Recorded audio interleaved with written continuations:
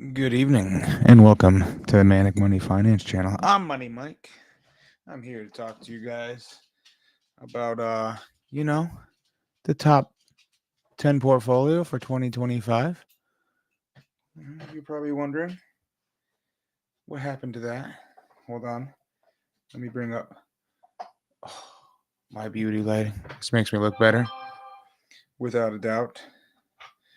This makes me look much better than regular lighting. But yeah. So, waiting for some viewers to jump on. Gonna post this bad boy to El Facebook.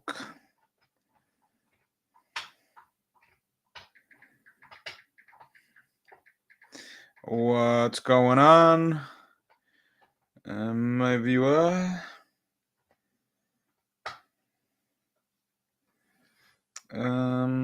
Let's not do that. All right, post that on the page. Let people know.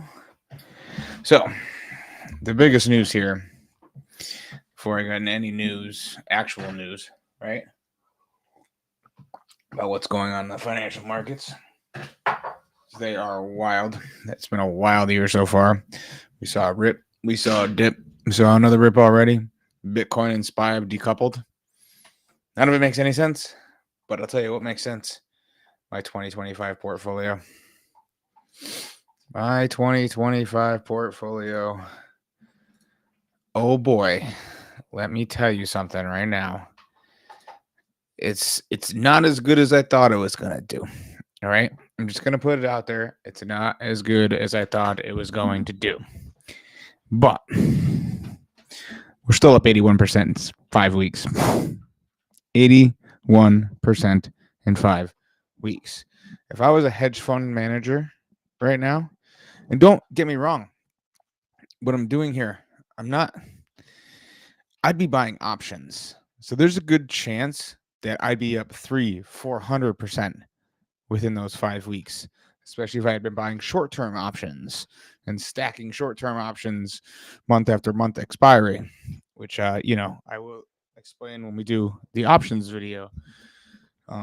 This weekend, we're going to be coming out with a trading for dummies video. So I'm just going to start ground up and I'm going to go through the entire process, basically how I learned it.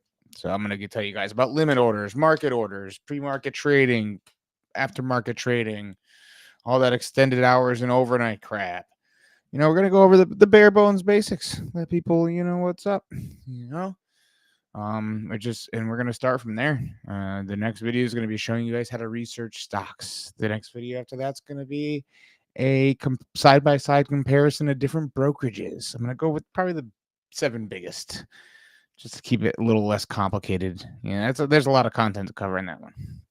But anywho, let's look at the old portfolio. So, funny enough, as you can see, the middle of the pack is really, really going strong.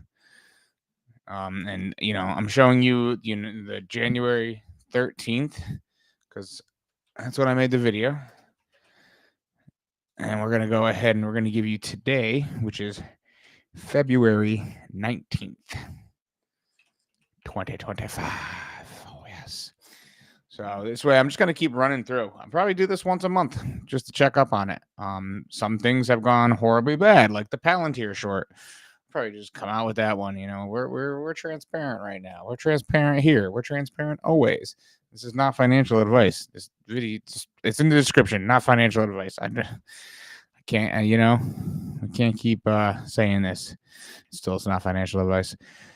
We're down 64% on the Palantir short. And the unfortunate thing with the Palantir short is that one, I can go down more than 100%.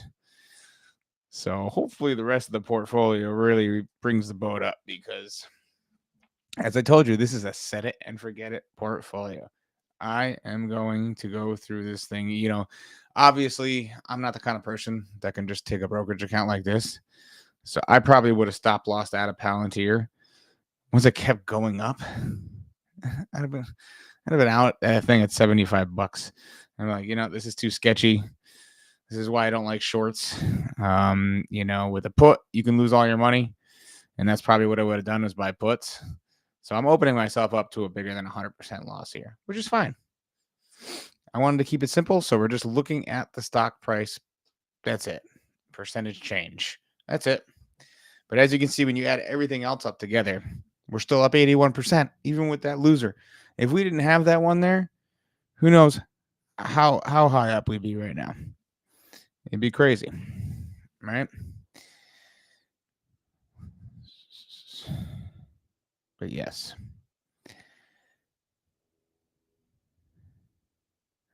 Just making sure I did that math right. I might not have done that math right. But still, we're up quite a bit. I'll be completely honest with you. I don't know if I did that math right, but I do know that we are up as it is.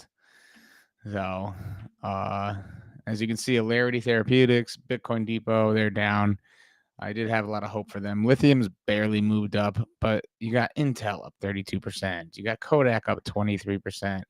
BlackBerry's up 49%. And D-Wave Quantum up 80% alone. Killing it. Obviously, Zomedica and QuantumScape, they haven't done much. Kind of sideways chopped, to really be honest with you. A little bit of a drop. But I have faith in this one. And I have faith that I will do the math correctly next time. I know that I can add in a formula here. I just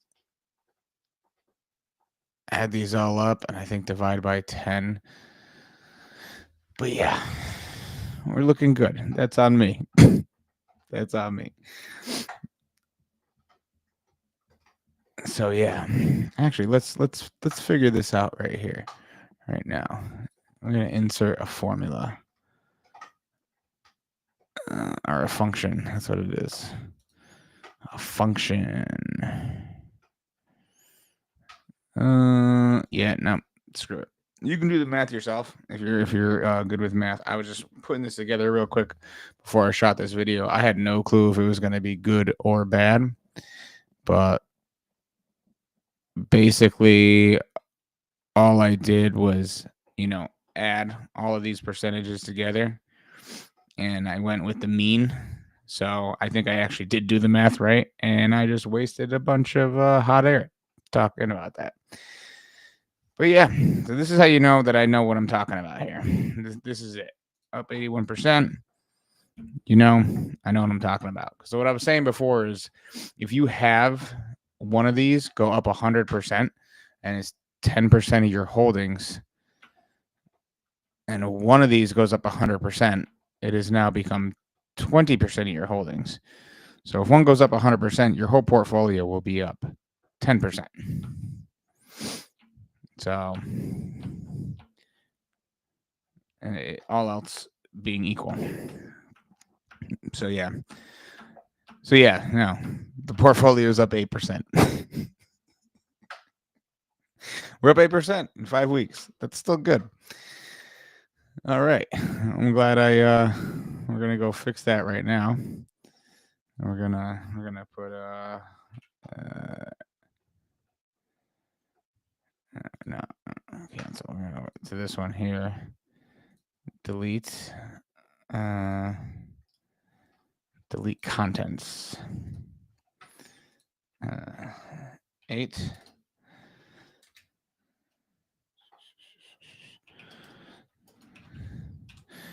I mean, still, all else being equal, if I was a hedge fund manager and in 1 month my entire portfolio was up 8%, I would be doing very well. That's kind of embarrassing that I got that math wrong. Let's just save that. All right. And let's stop the screen sharing. Hopefully that helps the embarrassment slightly. Probably not. So, next thing I wanted to go over was a small account challenge. Spoiler alert. Small account challenge is not going great. So,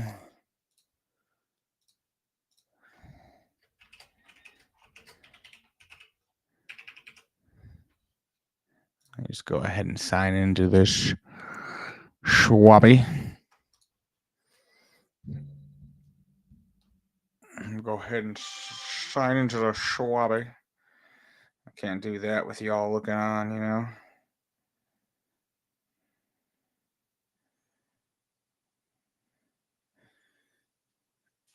I cannot do that with y'all looking on. But we're gonna go to our small account. Unfortunately, I think I actually went over what I did with this account. So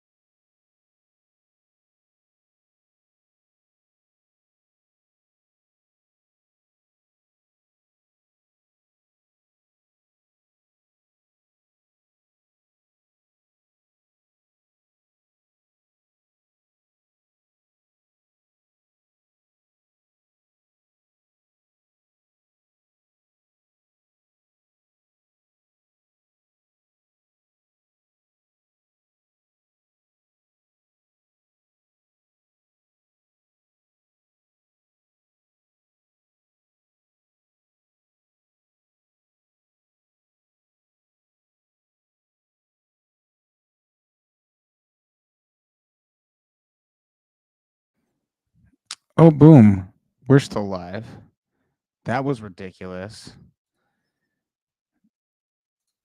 Freaking restream. I don't know what just happened there. But anyways, small account challenge. Not going fantastic on this last one. So we went ahead and, as I told you, Arithmetic Holdings, which I kind of took a hit on recently. When DeepSeek came out, I figured, the Chinese stocks would start going nuts. We'd see a little Chinese stock insanity. We did not see that. We went ahead and we did not see that, people. So I'm down. I'm down $8.70 since we started. I have not done a new transfer for this week yet. That's on me. Work has been crazy this week. I will put that money in there. We'll see you this weekend. So I think my biggest problem with this small account challenge has been my impatience. So when I first started doing this, as you can see, we're down 9% in this one. We're all in on Rhyme. And I mean, as you know, like I can probably when I was putting in the 15 every week, I was basically finding stuff that I could invest in right away with the margin account.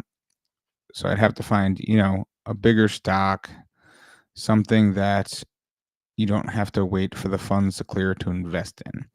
And I think that was what really put me in a pickle, because I ended up jumping into Snapchat when I probably wouldn't normally have touched Snapchat.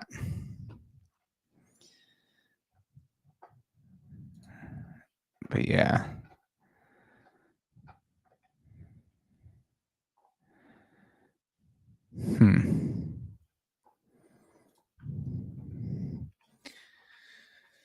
So that hurt me a little bit. I think I lost a viewer too when we froze there for a second. But as you know, Restream just glitched out on me. I was trying to share my screen, and when I clicked share screen, the whole PC went out, and I know it wasn't an update situation in any way, shape, or form. See, that's quite embarrassing. Quite. But yeah, the small account so far not going great. Down 9%. Obviously, I started off, waiting for funds to clear and then jumping into my top 10 portfolio stocks, so one after the other. I grew impatient. It's a small amount of money. It's tiny. So we're trying to ramp this up. And because of that, I started jumping into Snapchat. I started jumping into, all kinds of different things that I normally probably wouldn't touch. Obviously, I love options. And I think that options are the best way to make a ton of money off a small investment. So we are going to be looking at options soon. Basically, I'm just trying to right now, I'm locking in on this investment. I'm staying with this investment. I think it hit the bottom. It's on its way back up for a short-term type thing. Maybe by the end of the month, maybe sell next month. And then I'll kind of diversify a little bit. Probably get back into those Bitcoin depot warrants. Probably try to find some decent options to make money. Something with a 2-3 month turnaround. Something like that. Nothing crazy. But as you can see, small account challenge. Not going great. So the crypto trading strategy that I was talking about, this buyer-seller ratio that you see on Coinbase, I was telling you guys about that. So that buyer-seller ratio you see on Coinbase was a pretty powerful tool. And I believe the first one that I got into on that, I can't quite. Oh yeah, Arkham.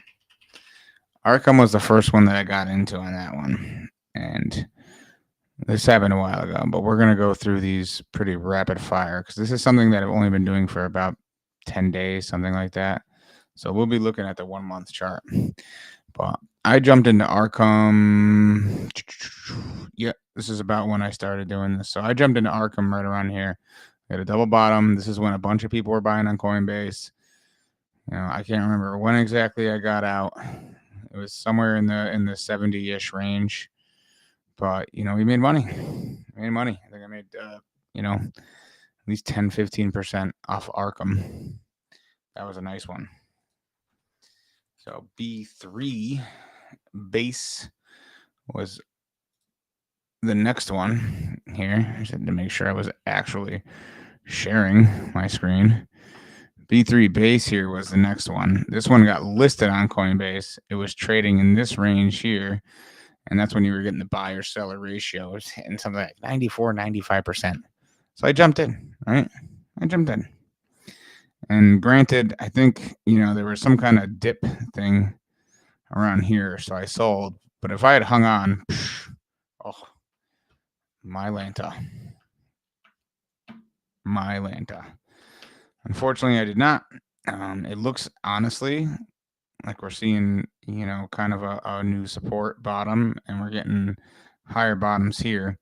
This might be, depending on Coinbase, or not depending on Coinbase, depending on Bitcoin, because obviously, Bitcoin's been a little dicey lately. This might be a good buy-in again. You know how I've showed you these wedge patterns, and we can start from back here at this bottom. And I'll just extend that to that bottom. I'll start here at these tops here and kind of extend that from these two tops. You should see this thing start to funnel in. I mean, obviously, that's probably not the greatest representation. So I would actually, because this price action's crazy from here to here, I would get rid of that entirely. And I would be looking at basically these two tops here. And I'd be looking at this bottom here to this bottom here. And I think, all things being equal, if Bitcoin remains trading where it is, I think we should start to see this thing funnel into here. I'm going to leave this drawing here. We might revisit this. We might not. And let's check out play number 3. As you can see, play number 3 worked out beautifully. I didn't jump in there. I jumped in right around here. As you see, there was a pump. This is when the buyer-seller ratio was going nutty. This one might be a decent buy still. You're just seeing those higher lows. And you see these crazy algorithmic spikes, these crazy pumps. So if you can set it up in your trading for take profits anywhere above, like from here, I would say take profits anywhere at the 28 cent range or higher. And you could see some nice profits, just sell half of them and they hit 28 cents. If it keeps going up, you still got half of them. You can feel good about that. If not, you made some profit. Life is good. So unfortunately, we did not keep winning. Trying to think of which one I did next. So it was Doot Magic, and then Threshold was the last one. But basically, the fourth one, which I can't remember its name right now, I can look it up, but I know that one didn't do well. I think it was down 10%. And Threshold, it basically broke even on, even though they ended up taking off later after I sold. And I just, I sold just because I got a little spooked. Bitcoin wasn't looking good. And yesterday at 8:30, it did its nice little reversal thing that I talk about on here. And boom. Boom. I wasn't there for it. I was not there for it. So, 4 out of 5 ain't bad. And basically what I was doing was I would check periodically, every 6 to 12 hours, I would check the buyer-seller ratio. And if it had changed, I would go into something else. I'd go into whatever was at the top of the list. Just looking for a super easy strategy that anybody can kind of do.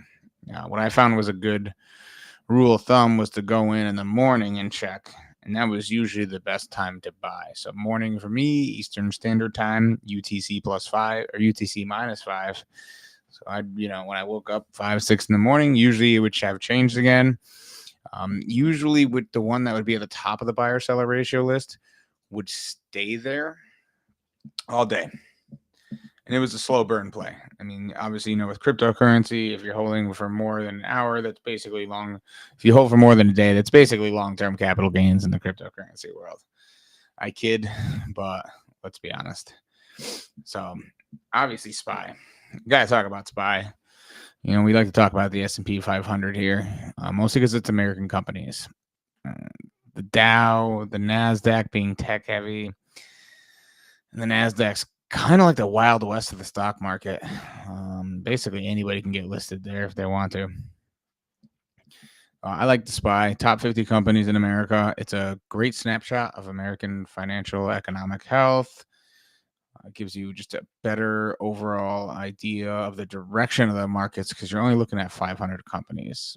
It's usually the biggest 500 companies. There are some companies, very rarely, that choose not to be on the traditional stock market.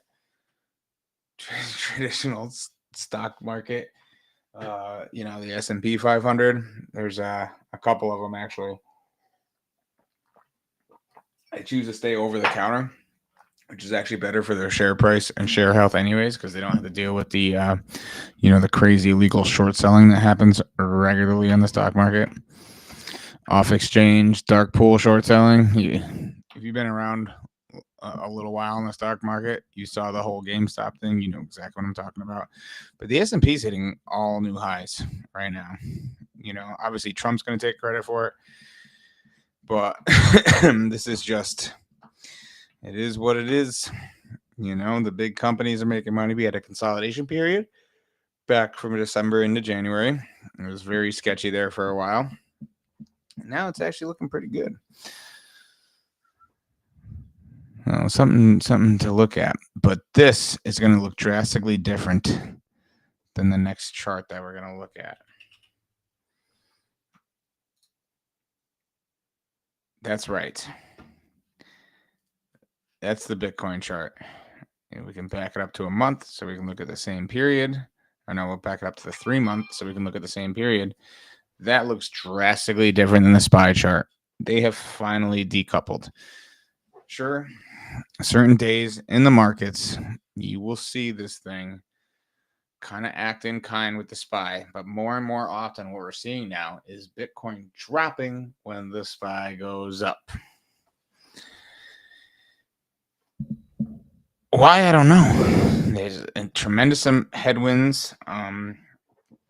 Basically, if I'm looking at XRP and I'm thinking XRP might be a good buy, the crypto markets are on their head because I don't like XRP. XRP is garbage. Let me see.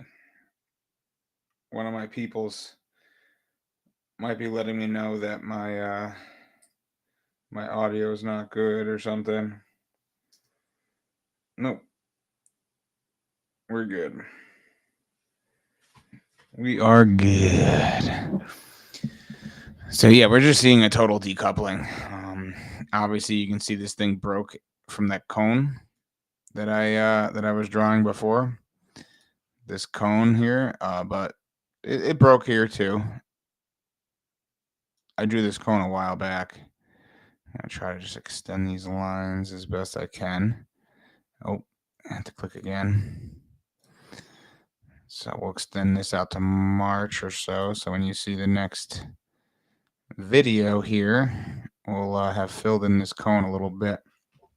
But if it were to follow your traditional finance price movements that you see with different asset vehicles, it should filter through this cone. And given that it's broken out of this range twice to the bottom, and it hasn't touched the top of this range since the beginning of the month or end of January, really, I do not have a ton of faith that it's going to bounce up out of this cone. It's easy to sit here and say, as this thing consolidates into this tighter and tighter price action, it's going to go up or down. Obviously, that's the easiest thing to say. I think it's still going to go up. I think that I didn't think it was going to drop and consolidate this much, but it actually kind of follows the patterns. We have a 90,000 support. It seems like a very strong 90,000 support. And as you can see, we had a bounce off the 94 and then a bounce off the 93.3. So I was basically thinking 92.5 was critical price action, critical support, but it's seeming like 90 is that level, which is good. This is healthy. Really, this is what the S&P 500 should be doing.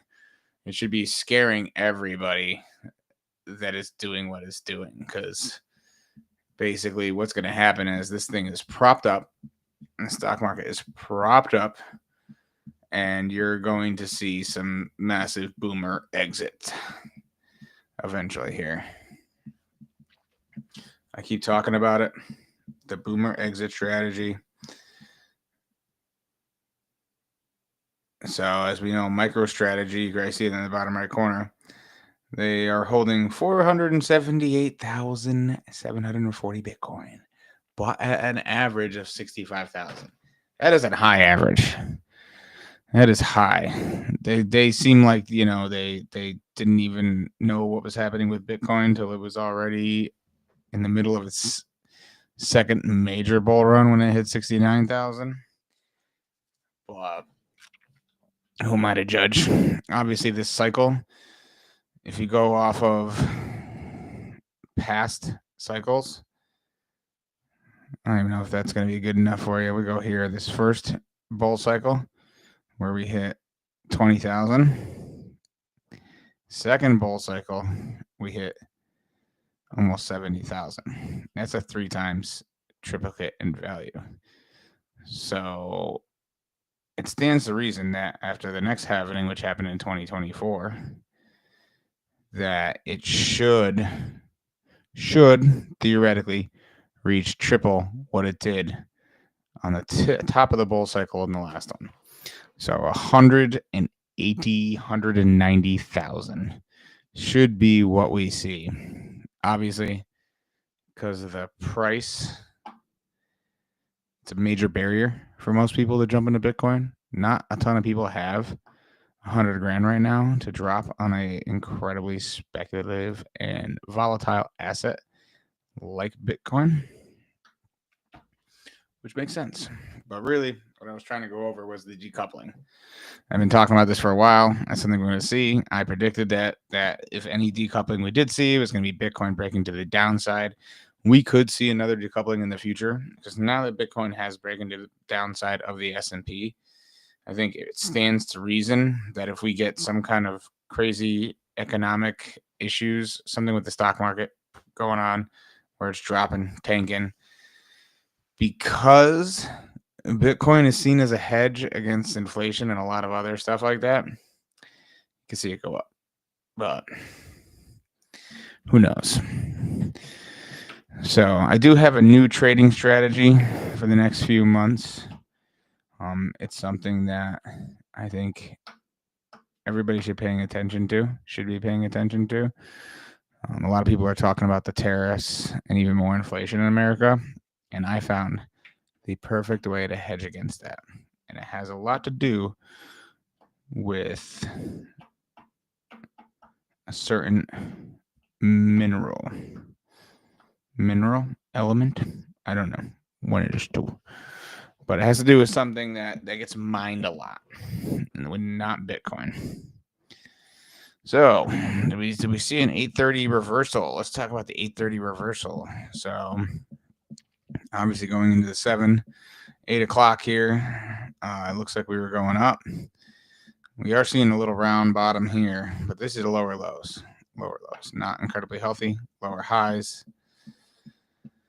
830 is already passed, so I don't even think we're going to see an 830 reversal here. I think we're just going to see some chop tonight.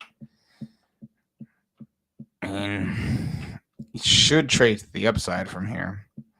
Then again, we are hitting this little near-term top, so we could get a double top and more drop.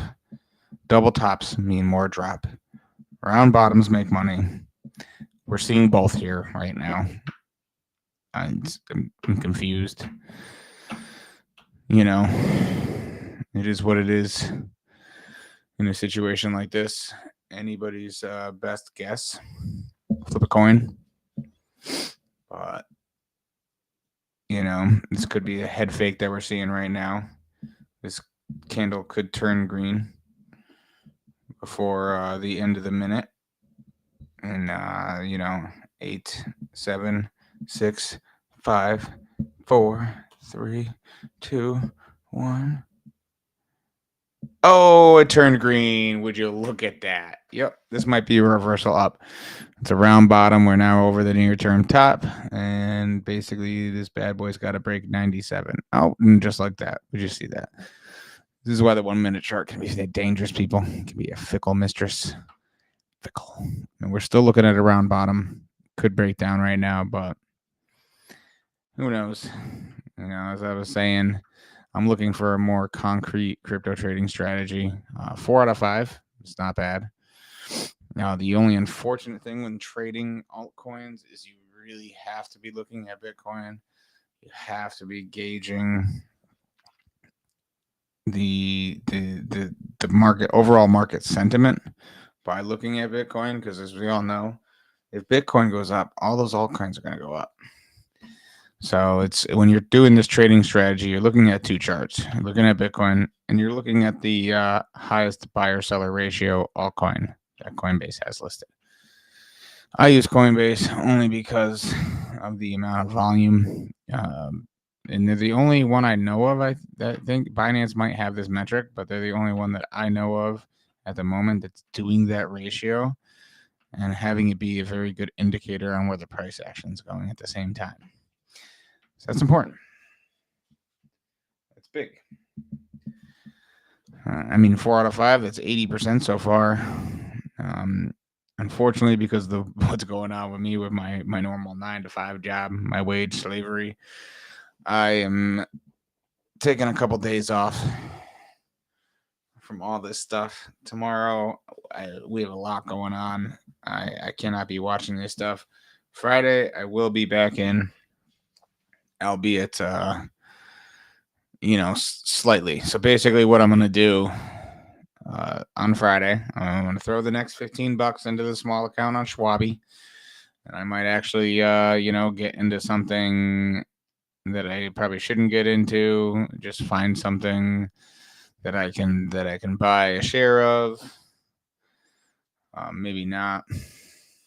You know how it goes. But so we'll keep the Schwabi going, Charles Schwab account, small account with the brokerage challenge, and then I'm also going to on Friday start a $100 small account crypto challenge.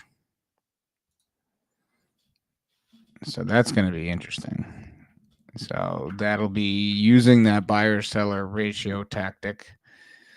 I'm going to start off with just a little $100, and we're going to see what happens. And it's going to be a direct competition because I'm not going to put any more money into the Coinbase account. It's just going to be $100. We're going to see what happens. Go from there. And hope for the best. And then that'll be in direct competition with our Charles Schwab account, which I'll be constantly adding money to. So that one will have only $15 a week, but that one will have an unfair advantage over the Coinbase small account challenge. For good reason, too. And you'll see why. You will definitely see why. I mean, this thing's about to pop one way or the other. This thing's about to pop or drop. Bitcoin. You can see it. It's this consolidation. You're just starting to see it tighten up in its trading amounts. I'm going to draw a couple little lines for you here. See, I don't like the wicks for these lines. I like concrete numbers. So we can actually start from right there and go from right here. And then go from right here. And we're just looking at the last 30 minutes. I'm going to show you that you can trade the 1 minute chart. You got to be quick. You got to be watching it the whole time. It's super stressful. But this thing should tighten up here in the next 10 minutes and pop off. And you know what? This might be a good time to look at economic data while we're waiting for that to happen. Let's look at economic data this week. As you know, this week's almost over. I'm afraid to click share the screen right now. So let's skip right on past this stuff and go right to Thursday. So we have initial jobless claims, as always, U.S. leading economic indicators. We got some Fed people speaking, so that might be a problem. But obviously, this is going to be Friday is going to be the better day in the next 2 days, at least in the enormity of economic data coming out. The S&P, Flash, U.S. services, just basically PMI. Consumer sentiment, that can be interesting too. Existing home sales. That's just people buying and selling houses. That happens all the time. I don't really see that as a good economic indicator if homes are changing hands. That just means BlackRock and Vanguard are buying more homes, single-family homes, which I shouldn't be allowed to do. Good for them. No financial advice. But yeah, this is kind of a big nothing burger on economic data. I hate these ads. A gray hair wig. That's great. That's great. You know why I'm getting this ad? Because I buy wigs. That's why I'm getting that ad. It's crazy.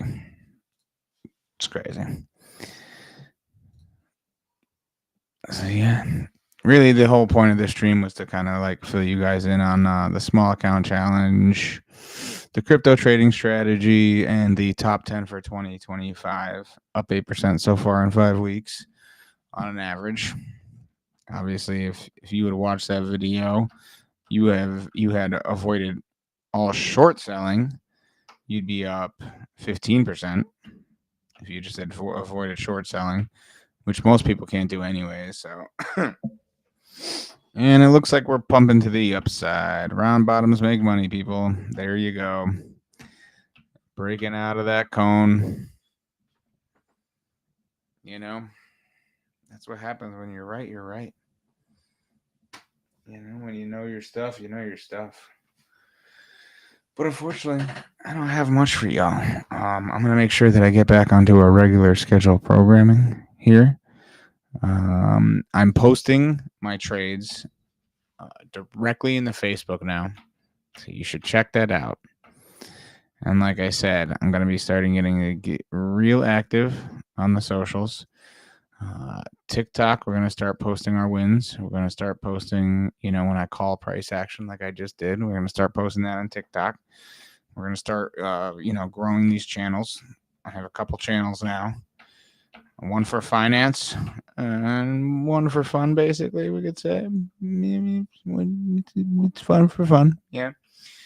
And this weekend, I'll be doing posting a PC build. I'm finally posting my PC build on the Populous Personas channel this weekend. So it should be good to check out. I'm going to be live streaming me getting a tattoo on the Populous Personas channel because it might not look like it, but I have a lot of ink and I'm getting more. So go ahead and check that out because that should be fun. One should be lit. I don't see a lot of people live streaming themselves getting a tattoo. So and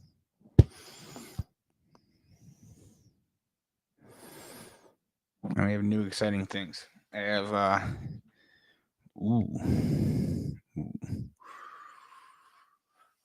should I make that announcement tonight? No. We'll make that announcement this weekend. I have a huge announcement. Huge. It's bigger than anything else that's going on right now. And we're just ironing out the details. That'll be done by this weekend. And then your boys are about to get a big boost. Until then, stay frosty, my friends. If you're participating in earnings season, be careful. It's usually going to do the opposite of what you think it's going to do.